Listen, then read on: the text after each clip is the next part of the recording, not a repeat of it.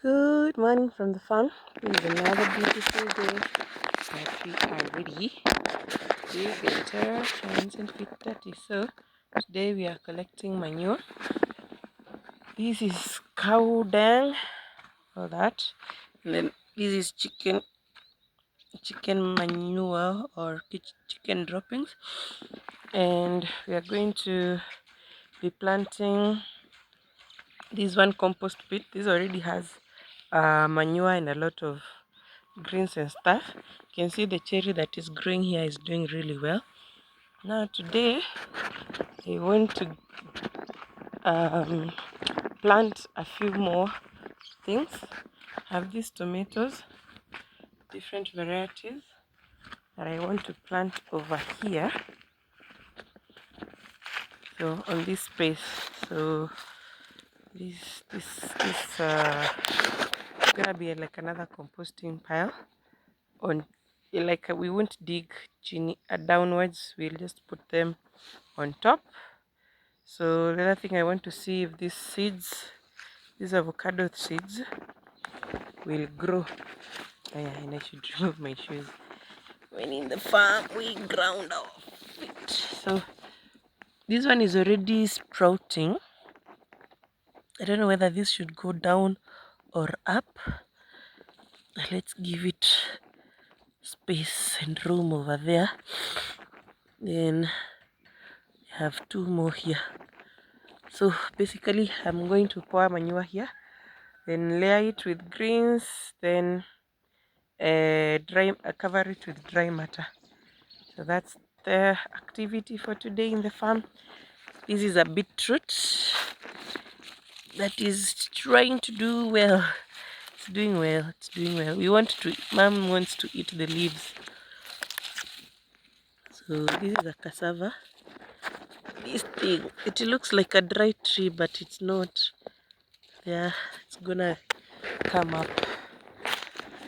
And so yeah, we're using this bean husks to mulch the whole farm. We want to mulch the whole kitchen garden, because when it's not mulched, because this is what black cotton and black cotton soil, it's basically clay and loam. If it's not covered, it cracks up like this. See, like that. So we want to cover it as much as possible. That's why we are looking for cover crops. Yeah, that's the whole idea of cover crops. So there's a pumpkin over here. It started over here, but it has gone almost all up to the end of the farm. This is, I don't know what size. It's not that big, but it's big enough, because this household has like 5 people at a go. So, and these ones are already harvested. This is the second portion, then there's already another portion that is cleared over there. So this whole place will be mulched, because here we planted some more cassava and some grapes. So this one, righty. So we'll cover it. We'll cover the whole of this section. We have enough bean shavings, bean husks. It's just a slow pace. Hakuna hurry. There's no hurry. So this is the pumpkin. I'm telling you, it has gone almost to the whole portion. It just keeps going. It even goes over the kunde. It's okay. Let it go. So there's another one here. It's also doing okay. I need to put manure on them, because as it continues, you can see it starts becoming yellow, meaning it's not getting what it needs. Yeah, but when it touches the ground, touches a good place, it comes back to being green. So we're trying to propagate those cover crops. You can see the tomato is trying. It's really trying. So you see this one, which has started from fairly fertile point, because the compost pit is over there and this one is over here. It's green all through, there's no much yellowing, and it has gone again almost up to the end of that water tank. So yeah, that's it for today. We are I also love how this strawberry is doing so well. Oh, for those wondering, these are amaranth, terere. Yeah, terere, amaranth. We ought to find managu or African nightshade. They have to do well. And this is cowpeas or kunde. For we eat the leaves, but now we are letting them go to seed. You see, like this one, we are letting it go to seed.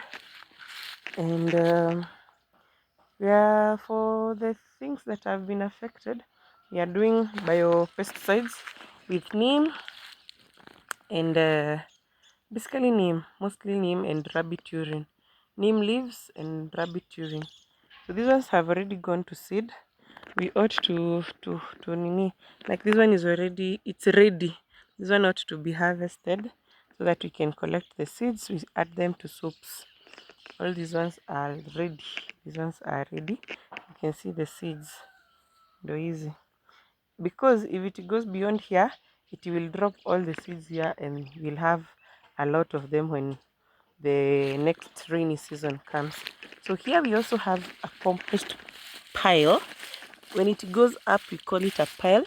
When it goes down, it becomes a pit. So that's why we want to do another one there, and then plant the tomatoes and avocados. So at the end of this, or the long term, you see these ones are doing much better. The long term is that we are able to raise our own seeds, especially trees and green leafy vegetables. So for these ones, for this manure, or cow droppings, so some of it is really dry. I'll soak it in water. These ones are for reusing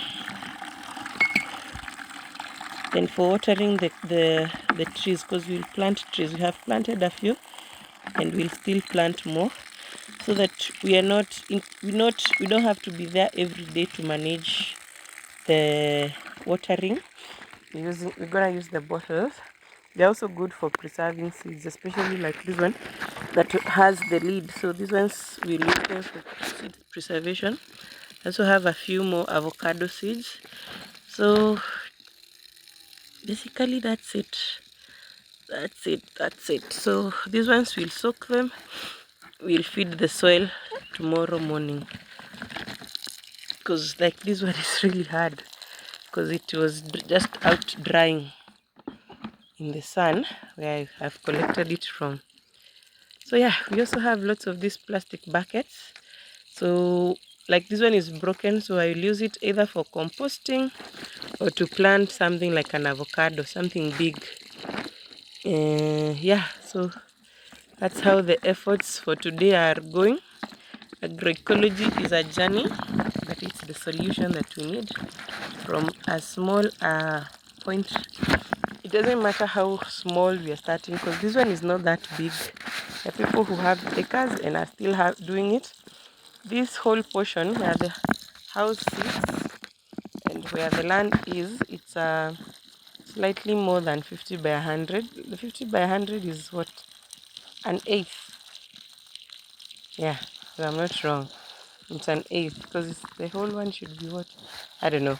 But it's not a very big portion. It's not like an acre of land. I'm thinking of my mathematics. So an acre should be what? 100 by 100 for 1,000 by 1,000. Yeah, 1,000 by 1,000, if I'm not wrong.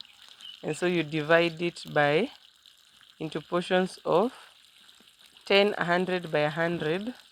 And then those 10 are divided into 50 by 100. So an acre makes 20 small portions. Oh, an acre makes 20 small portions.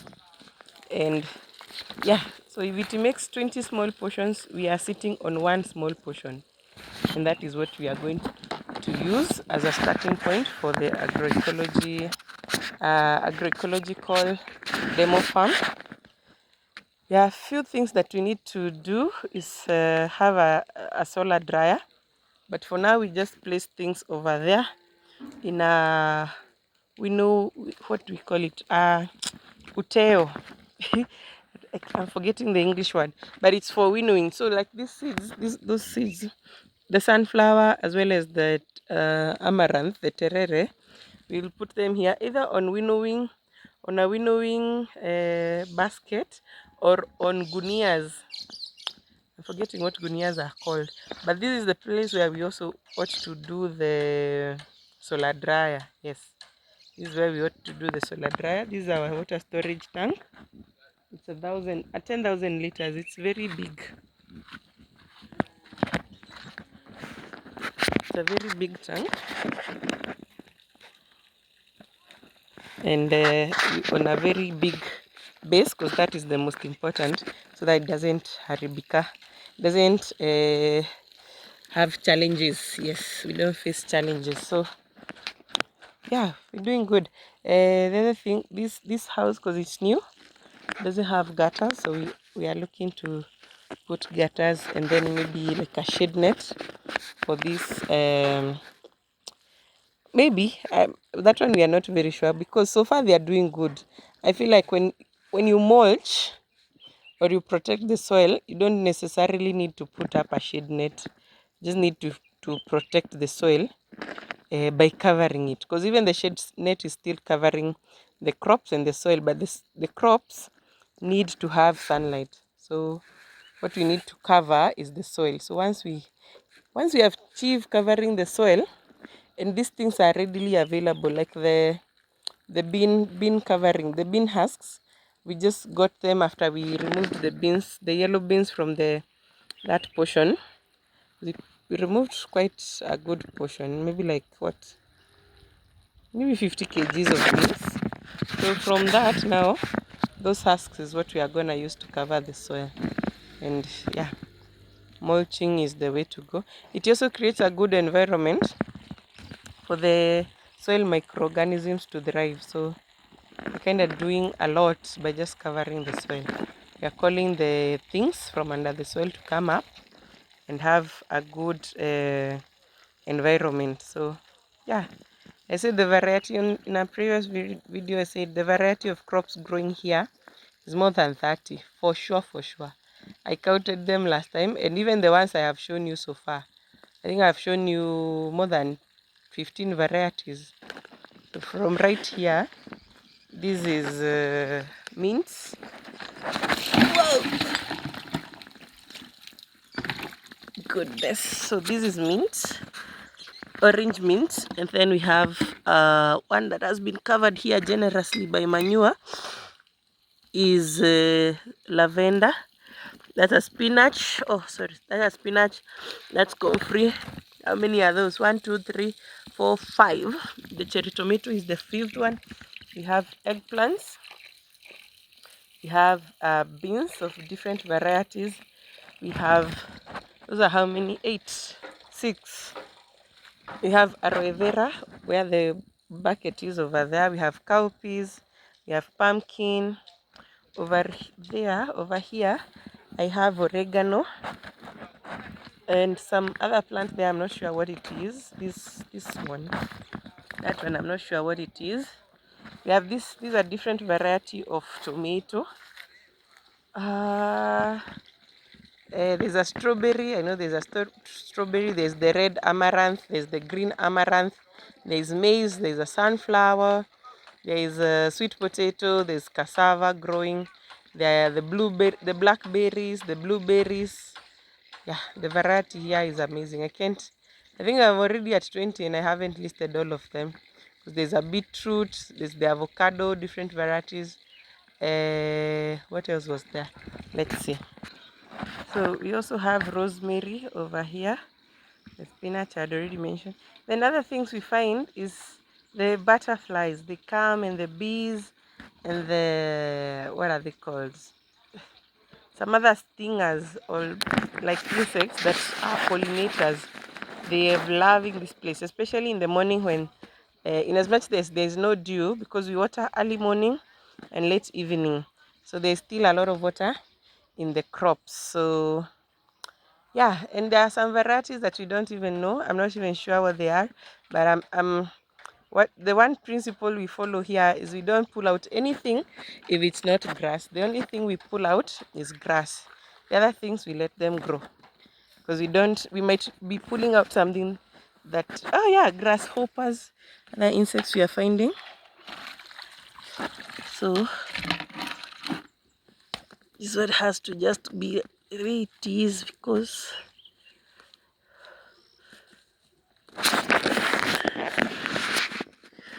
compost pea pile. It's gonna be a big one because there's a lot of animal manure available. So yeah, that's it. Hope you've enjoyed this video. Hope you've learned something and you're gonna try out something. Oh, this is the sunflower. That's the sunflower. It's already turned down because the big one is very heavy. Let me show you the big flower. This one, it's very heavy.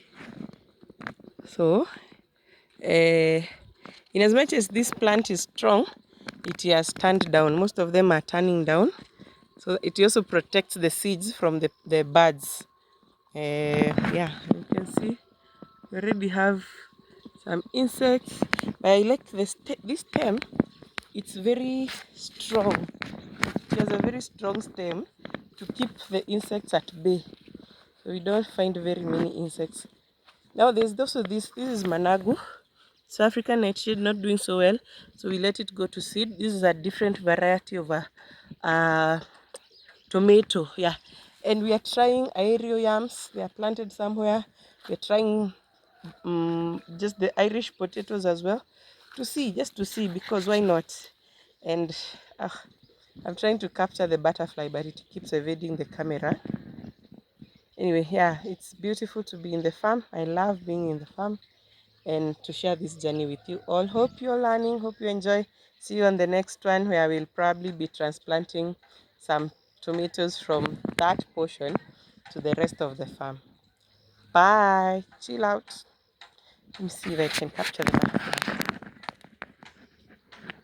There you go. There we go. Oh, what a beauty. Whoa, how beautiful is that? Okay, bye.